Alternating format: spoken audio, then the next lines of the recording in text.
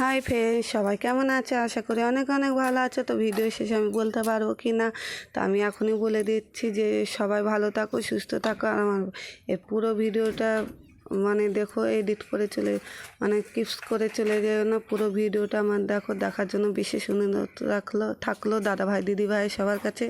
তো দেখো, বর্ষার সকাল, দেখো ঘর বাড়ির কী অবস্থা। তো আমার গরুটাও দেখো খড় ছিল না, খড় কাটে দেওয়া হয়নি, ওই জন্য পেটটা শুকিয়ে আছে। তো আমার ছেলে মেয়ে পড়তে বসছে, ছেলে মেয়ে দুজনে পড়া হয়ে গেছে। তো একটু কুদুরকি করছে, তো আমি তো হচ্ছে ক্যামেরাবন্দি করে রাখি। তো এর মধ্যে দেখো মা রান্না করতে চলে এলাম আমি। তো চাল ছেড়ে দিচ্ছি আর কি। তো এই চালটা ছেড়ে আমি গ্যাসেই রান্না করছি আজকে। কেন বর্ষার দিন ওই উঠোনের নামা পায়ে ঘের ঘেরে আর পিছলে যদি পড়ি তাহলে তো অবস্থা খারাপই আছে। ওই জন্য আমি আজকে তোমাদের দাদাভাই বকা দিল যে গ্যাসে রান্না করো, গ্যাস তো আছেই। তো তোমাদের দাদাভাই খুবই ভীষণ ভীষণ ভীষণ ভালো। তো আমার যেন কষ্ট না হয় ওই জন্য আগের থেকে দুটো সিলিন্ডার নিয়ে থুয়ে দিয়েছে, ট্যাঙ্কি ভর্তি আছে।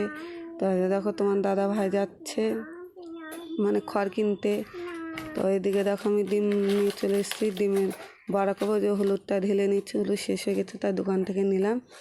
এর মধ্যে দেখো তোমার কাঁচা লঙ্কা, হলুদ আর লবণও দিয়ে দিচ্ছি, ডিমও ফেটে নিলাম।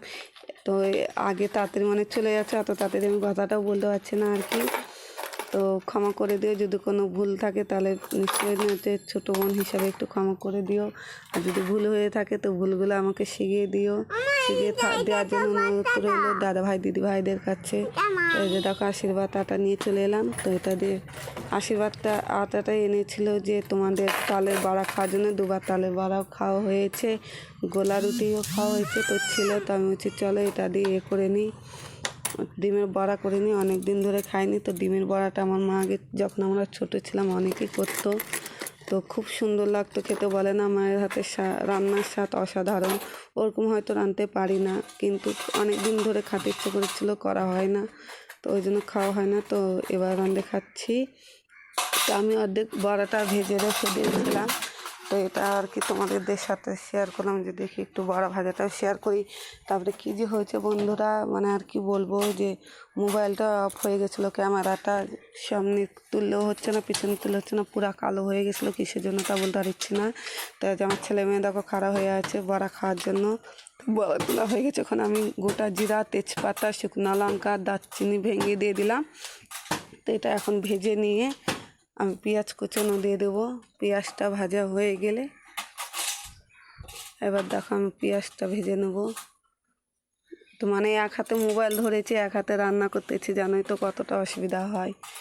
এই যে ভালো করে ভাজা একটু ভেজে নেবো, নাড়ে চাড়ে একটু লাল লাল হলে তারপর আলু দিয়ে দেবো। দেখো আমি আলুগুলাও দিয়ে দিচ্ছি। আলু দেওয়ার পর হলুদ লবণ দিয়ে এরপর আর রেসিপিটা তোমরা দেখতে পাবে না, কেন বললাম তো মোবাইলটা কালো হয়ে গেছিলো, ওই জন্য দেখানো যাচ্ছিলো না। তো আলু দিয়ে দেবো, আলু দিয়ে হলুদ লবণ দিয়ে ভালো করে ভেজে নেবো। ভেজে নেওয়ার পর আদা জিরা রসুন বাটা দেবো, দিয়ে ভালো করে কষিয়ে নিয়ে জল ঢেলে গরম মশলা দিয়ে নামাই দেবো, তাহলেই হয়ে যাবে। তো যারা রাঁধতে ইচ্ছুক তারা রাঁধে নিও এভাবেই। তো এর মধ্যে দেখো আমার বড় মশাই চলে এসেছে মাছ নিয়ে। তো আমি বকা দিচ্ছি, কি মাছ নিয়ে এসছো তুমি? তো হচ্ছে এই যে দেখো কাতল মাছ আনছে। তো আমি বলছি যে আমার রান্না বাড়ি হয়ে গেছে, আবার মাছ নিয়ে এসছো। তো রান্নাটা তো দেখাতে পারছিলাম না, যে তো এখন সবজি তরকারি টরকারি দেখালাম। তো কালারটা ভালো এসছে, তো মোবাইলে দেখানো যাচ্ছে না, তো ঘ্যাপসা কালারই আসছে। দেখো বড়াগুলো কি সুন্দর নরম তুলতুলে হয়েছে। তো তোমরা ইচ্ছে করলে একদিন খেতে পারো।